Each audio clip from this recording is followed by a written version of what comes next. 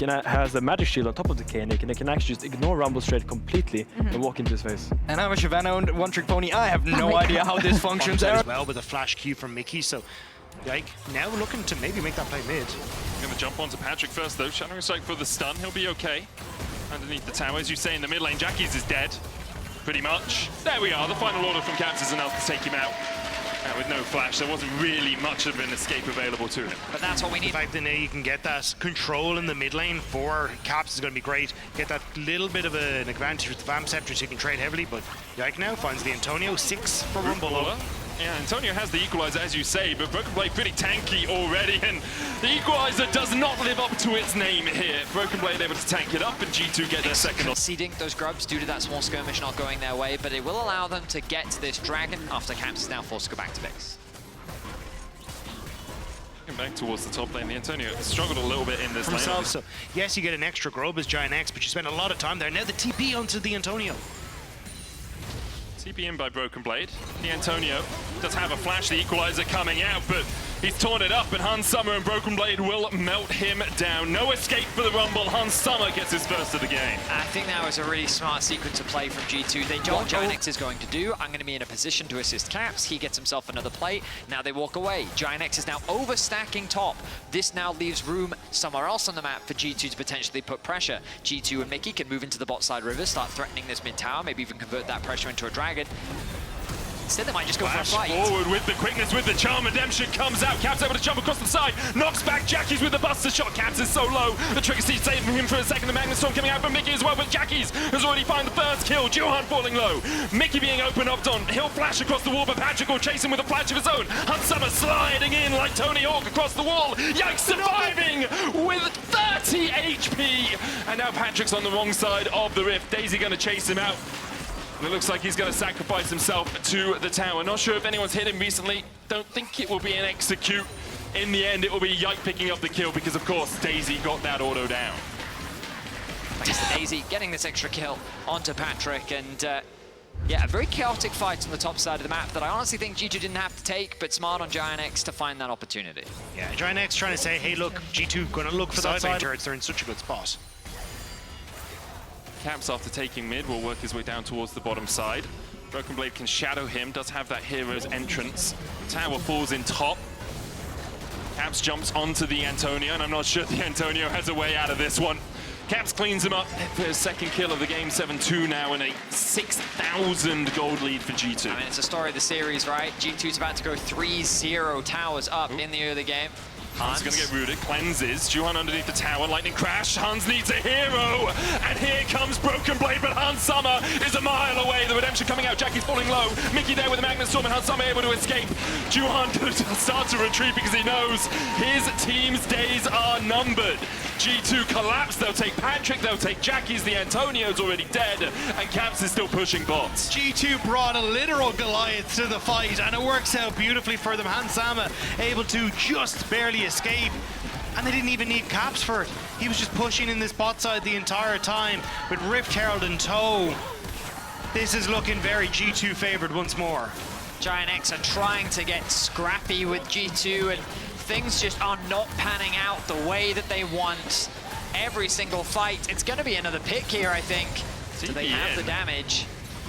It's going to be Jackie's joining the fight, but Juan's already down to about 200 HP. Ignite here for a bit of shielding. Dance is in with the battle dance. Broken Blade falling low will fall to Jackie's first. And now Mickey needs to try and get the hell out of dodge. The trigger seed on him buys him a second, but it's not going to buy enough. 2 over to Jackie's. The Antonio now collapsing on Hans Summer, and I'm not sure he wins out this fight. Hans Summer doesn't have the flash, but can just dash across the wall. Crack and complete.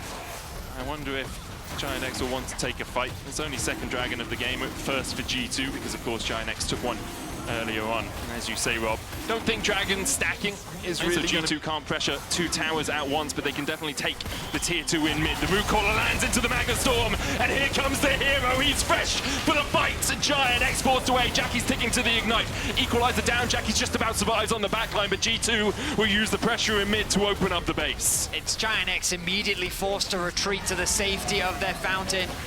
21 minutes in, and G2 will crack the base of GIANTX. It's a 10K. fantastic in the meta at the moment, as that's currently what we see a lot of, is 3 carries, and G2 playing very well around it. Now Broken Blade pushing in, gets that top lane turret. It looks like it's just a fall back to Baron, as that is a very, very dark area for GIANTX. GIANTX have a tiny bit of vision in that top lane try, but with the TP coming in, I don't really think they'll be able to challenge this one too effectively. G2 are calling GIANTX to the battle. They have a control ward in, but immediately Ignat pays the price of putting it down. Mom is not going to be able to save you from this situation, GIANTX. G2 take the Baron, they'll take the kill, they'll take a 12,000 gold lead.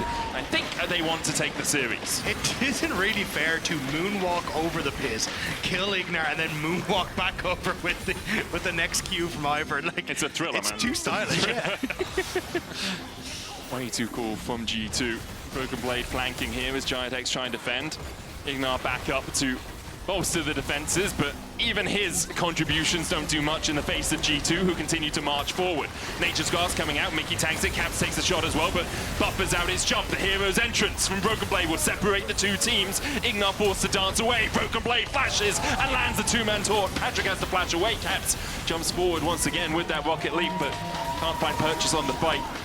Instead, they find purchase on the inhib, and that will fall. Top and mid now down. The Baron remains for 2 minutes time, and G2 are looking to end the series right here, right now. The first Nexus tower is laid to ruins. Broken Blade almost the same. The Trigger C just in time to save his life. Will G2 continue to advance? Will GIANTX find a way to win out the fight? No TP for Broken Blade means that likely G2 will allow GIANTX to live to fight another day. Perhaps mistimed recalls here. The Twisted Advance coming out. Yike stays around. GIANTX looking to collapse. Caps waits across the wall. The TP behind as well on that control ward. Hunt Summer can open up. Has that lightning crash, and Juhan's already down to half HP. The Antonio coming for the flank, and Juhan will fall first. The Antonio looking for something, but he can't find it, and the rest of his team has left him to the wolves that are G2. It looked like G2 would need to reset, but GIANTX walked into their gaping maws. And now with Baron remaining for a minute and a half, I think it's all done. You don't want to throw punches at a man that's walking away, and GIANTX did just that, and G2 came back angry, waving top now. G2 want to make this the quickest game of the series. The lower bracket run, a G2 speciality.